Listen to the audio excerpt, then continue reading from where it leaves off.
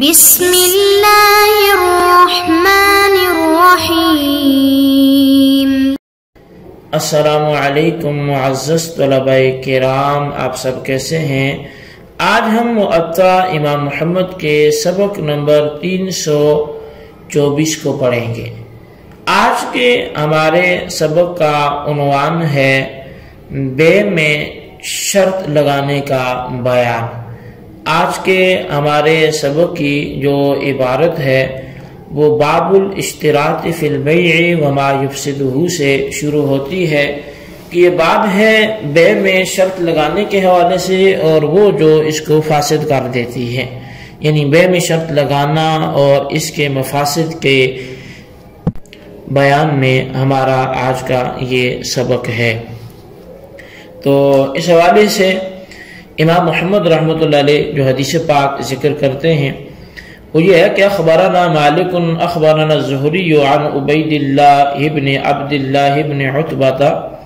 عن عبد اللہ ابن مسعود اشترى من امرأته الثقفیۃ جاریۃ واشترطت علیہ انک ان بعتها فهي لي بالثمن الذي تبيعها به، فاستفتى في ذلك عمر بن الخطاب فقال له تقربها وفيها شرط لأحد۔ امام محمد رحمۃ اللہ علیہ فرماتے ہیں کہ امام مالک نے ہمیں خبر دی ہے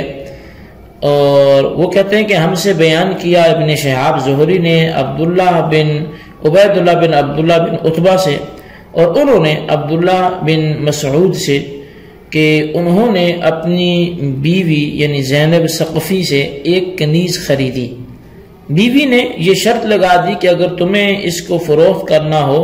تو جس قیمت پر فروخت کرو اس پر میرے ہاتھ فروخت کرنا۔ پھر اس بارے میں حضرت عمر رضی اللہ تعالیٰ عنہ سے مسئلہ دریافت کیا گیا تو حضرت عمر نے فرمایا کہ اس کنیز سے صحبت نہ کرو جبکہ اس میں کسی کی شرط لگی ہوئی ہے۔ قال محمد وبهذا نأخذ كل شرط اشترط البائع على المشتري والمشتري على البائع ليس من شروط البيع وفيه منفعة للبائع أو المشتري فالبيع فاسد، وهو قول أبي حنيفة رحمة الله عليه۔ امام محمد رحمۃ اللہ علیہ فرماتے ہیں کہ اسی حدیث پر ہمارا عمل ہے، اگر فروخت کرنے والا خریدار سے یا خریدار فروخت کرنے والے سے کوئی ایسی شرط مقرر کرے جو پہلے کے مقاصد سے نہ ہو اور ان میں سے کسی ایک کا فائدہ ہو تو وہ بے فاسد ہے۔ یہی امام اعظم امام ابو حنیفہ رضی اللہ تعالیٰ عنہ کا قول ہے۔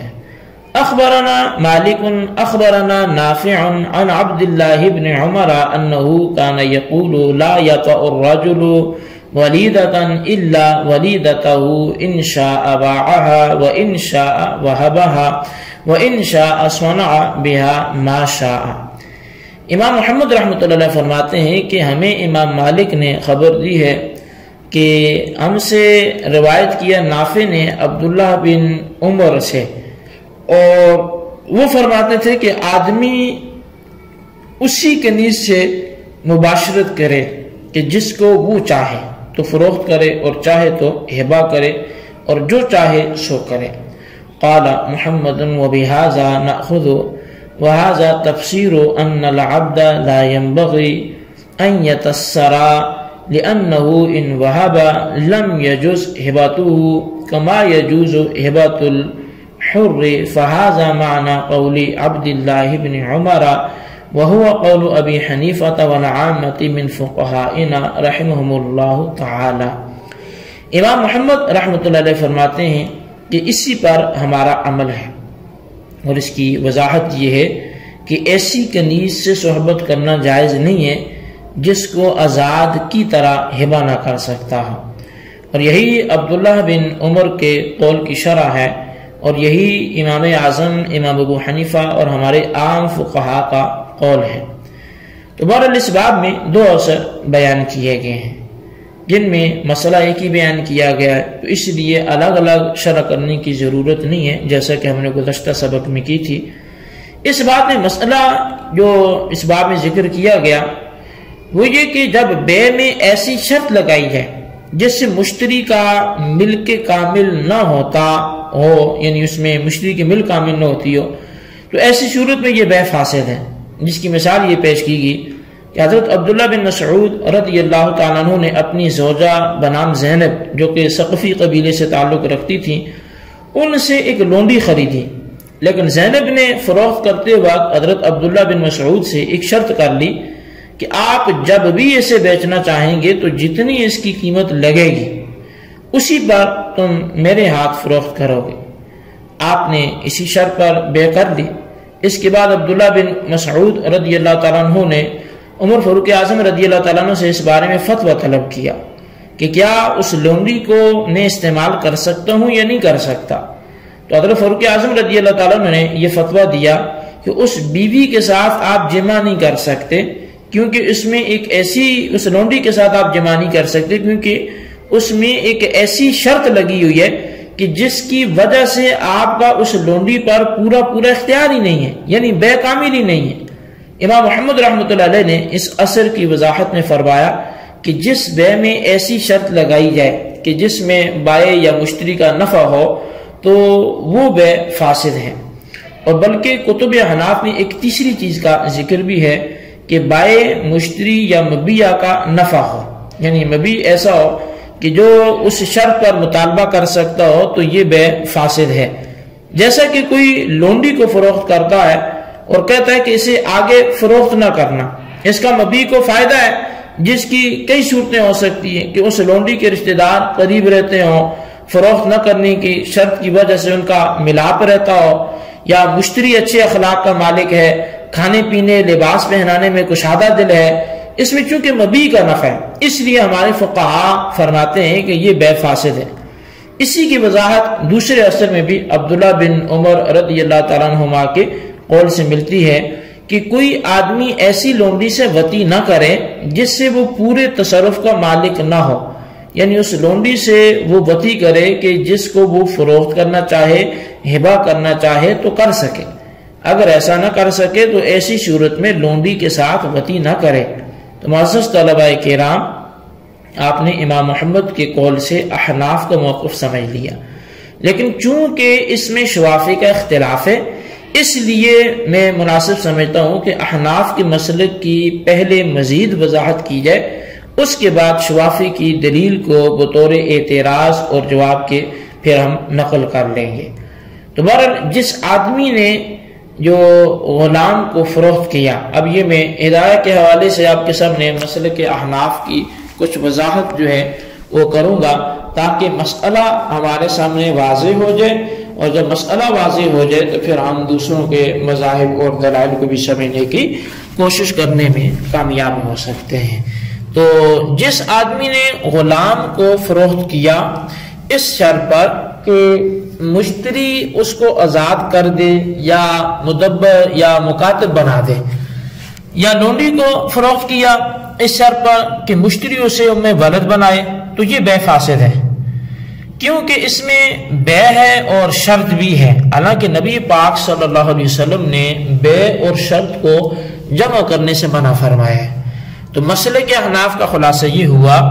کہ وہ شرط جس کا عقد تقاضا کرتا ہے، مثلا شرط کرنے مشتری کے ملک میں یہ شرط رکھے، تو یہ شرط عقد کو فاسد نہیں کرتی، کہ کیونکہ ملک بغیر شرط کی ہی ثابت ہو جاتی ہے، اور وہ ہر شرط جو عقد کا تقاضا نہ کرے اور اس میں عاقدین میں سے کسی ایک کی منفعت ہو یا مبیع کی منفعت ہو اور وہ مبیع اہل استحقاق میں سے ہو،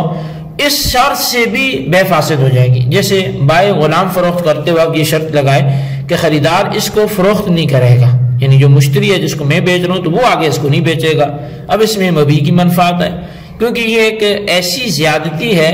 کہ جو غرض عقد سے خالی ہے، لہٰذا یہ ریا کا سبب ہے یا اس کی وجہ سے تنازع ہو سکتا ہے اور عقد کا مقصد فوت ہو جائے گا، مگر یہ کہ کوئی شرط متعارف ہو، کیونکہ عرف کو قیاس پر ترجیح ہوتی ہے۔ اگر وہ شرط ایسی ہے کہ نہ تو معاملہ اس کا تقاضا کرتا ہے اور نہ اس شرط میں کسی ایک کے لیے بائع اور مشتری میں سے کوئی منفعت ہے، تو یہ شرط معاملے کو فاسد نہیں کرے گی۔ یہی روایت مذہب حنفیہ سے ظاہر ہے۔ اب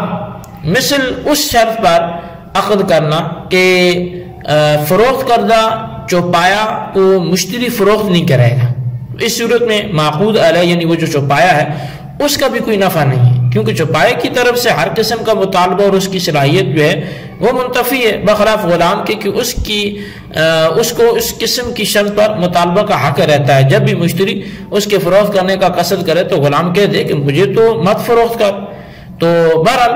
یہ آپ نے صاحب ہدایہ کے حوالے سے کچھ بات سنی سمجھی کہ بائع اور مشتری یا مبیع میں سے کسی ایک کا بے میں نفع ہو تو پھر بے جو ہے وہ فاسد ہو جاتی ہے۔ تو اب ہم بڑھتے ہیں اعتراض کی طرف اور مسئلے کے احناف کو تاکہ مزید واضح کیا جائے اعتراض جواب کی صورت میں۔ تو مسلم شریف میں ایک حدیث یوں موجود ہے کہ حضرت جابر بن عبداللہ رضی اللہ تعالیٰ عنہما بیان کرتے ہیں کہ رسول اللہ صلی اللہ علیہ وسلم میرے پاس تشریف لائے اس حال میں کہ میرا اونٹ تھک چکا تھا۔ آپ نے اس کو ایک ٹھوکر لگائی، پھر وہ اونٹ کودنے لگا، پھر میں آپ کی بات سننے کے لیے اس کی نکیل کھینچتا رہا مگر اسے تھام نہیں سکتا تھا۔ نبی علیہ السلام نے فرمایا یہ اونٹ مجھے فروخت کر دو۔ میں نے اسے 5 اوقیہ میں اونٹ جو ہے وہ نبی علیہ السلام کو فروخت کر دیا۔ حضرت جابر کہتے ہیں کہ میں نے عرض کیا کہ میں مدینے تک اس پر سواری کروں گا۔ آپ نے فرمایا کر سکتے ہو۔ حضرت جابر کہتے ہیں جب میں مدینے آیا تو اونٹ لے کر حاضر خدمت رسول اللہ صلی اللہ علیہ وسلم ہوا تو آپ نے مجھے ایک اور اوقیہ دیا، پھر وہ اونٹ بھی دے دیا۔ تو اب یہ دیکھیں جی کہ مسلم شریف کی حدیث سے یہ بات ثابت ہوتی ہے کہ یہ قانون احناف کا صحیح نہیں ہے کہ جس بے میں ایسی شرط لگائی جائے کہ جس میں بائع مشتری یا مبیع کا فائدہ ہو وہ باطل ہوتی ہے، جبکہ یہ حدیث پاک میں دیکھیں کہ بے کرنے کے بعد حضرت جابر رضی اللہ تعالیٰ نے شرط لگائی کہ میں اس جگہ سے جہاں سے سودا ہو رہا ہے مدینہ شریف تک مذکورہ فروخت شدہ اونٹ پر سواری کروں گا۔ تو نبی علیہ السلام نے اس شرط کو مان بھی لیا اور حضرت جابر رضی اللہ تعالیٰ نے جو بے میں شرط لگائی تھی اس سے نفع اٹھاتے ہوئے وہ اسی اونٹ پر مدینہ شریف تک سواری بھی انہوں نے کی۔ تو پھر اس کا مطلب ہے مذہب حناف جو ہے وہ اس حدیث کے مخالف ہے اور یہ حدیث بالکل اس کا خلاف کر رہی ہے جو مذہب حناف بتا رہا ہے۔ تو جواب کیا ہے؟ اس حدیث کے تحت علامہ نووی نے اصل میں اس کی جو شرح کی ہے وہ امام اعظم امام ابو حنیفہ کی طرف سے جواب کے لیے کافی ہے، اور جو انہوں نے امام صاحب کی طرف سے تعویل کی ہے وہ صحیح ہے اور حدیث کے بھی مخالف نہیں ہے۔ امام احمد اور ان کے موافقین نے اس حدیث سے یہ استدلال کیا کہ یہ جائز ہے کہ کوئی شخص سواری کو فروخت کرے، اس میں سواری کرنے کا استثناء کرے۔ امام مالک فرماتے ہیں اگر سواری کی مسافت قریب ہو تو جائز ہے ورنہ نہیں، اور اس حدیث کو مسافت قریبہ پر محمول کرتے ہیں۔ امام شافعی اور امام اعظم امام ابو حنیفہ اور دوسرے فقہاء یہ کہتے ہیں کہ یہ جائز نہیں ہے، مسافت کم ہو یا زیادہ ہو، اور شرط لگانے سے بے منعقد نہیں ہوگی۔ اور انہوں نے اس حدیث سے استدلال کیا جس میں نبی پاک صلی اللہ علیہ وسلم نے بے میں شرط لگانے سے منع فرمایا ہے، اور حضرت جابر رضی اللہ تعالیٰ عنہ کی اس حدیث کا جواب یہ دیا کہ یہ ایک واقعہ معینہ ہے جس میں کئی احتمالات وارد ہوتے ہیں جن کو شارحین نے ذکر کیا ہے۔ انہوں نے اس حدیث کا جواب دیتے ہوئے کہا کہ کیونکہ نبی پاک صلی اللہ علیہ وسلم نے جابر رضی اللہ تعالیٰ کو سمن دینے کا ارادہ کیا تھا، حقیقتاً بے کا ارادہ نہیں کیا تھا۔ اور دوسرا جواب یہ دیا کہ اس حدیث میں یہ احتمال ہے کہ یہ شرط سلب بے میں نہیں تھی، اور وہ شرط جو تھی شرط عقد کے لیے مضر ہوتی ہے جو سلب بے میں شرط ہو، تو جو سلب بے میں ہو، اور ہو سکتا ہے حضرت جابر رضی اللہ تعالیٰ نے بے ہونے سے قبل یہ شرط لگائی ہو، لہٰذا وہ بے میں نہیں ہوتی، جو یہ شرط جو آپ نے لگائی تھی یہ بے کا حصہ نہیں تھی۔ اور تیسرا اس کا جواب یہ دیا کہ رسول اللہ صلی اللہ علیہ وسلم نے جو سواری کی اجازت جو آپ نے دی تھی تو یہ بطریق تبرع نیکی کے دی تھی، یعنی اشار کے دی تھی، نہ کہ بطریق شرط کے دی تھی۔ تو بہرحال یہ چند ایک جوابات جو امام نووی نے پیش کیے ہیں یہ ایسے نہیں ہیں کہ جن کا حدیث سے تعلق نہ ہو، بلکہ حدیث کی عبارت و نص سے یہ جوابات اخذ ہوتے ہیں، کیونکہ جب ہم واقعہ بے نقل کرتے ہیں تو معلوم ہوتا ہے کہ حضرت جابر رضی اللہ تعالیٰ عنہ اس اونٹ کو اس کے حالات کی وجہ سے بے قیمت سمجھتے تھے، لیکن رسول اللہ صلی اللہ علیہ وسلم نے خود اس کو بے پر مجبور کیا کہ اس کا سودا کرے، جس کا مفہوم یہ ہے کہ آپ جابر سے بے نہیں بلکہ مہربانی کرنا چاہتے تھے۔ یہی وجہ ہے کہ آپ نے حضرت جابر سے جو قیمت طے کی تھی اس سے زیادہ قیمت عطا فرمائی اور اونٹ بھی واپس کر دیا۔ یہ سب باتیں دلالت کرتی ہیں کہ اس کو بطور اعتراض شوافی اور احناف پر پیش کرنا صحیح نہیں ہے، بلکہ اس کی حقیقت کو سمجھا جائے۔ اللہ تبارک و تعالیٰ سے ہم بھی دعا کرتے ہیں اللہ تعالیٰ سمجھنے کی توفیق نصیب فرمائے، آمین بجاہ النبی امین صلی اللہ علیہ وسلم۔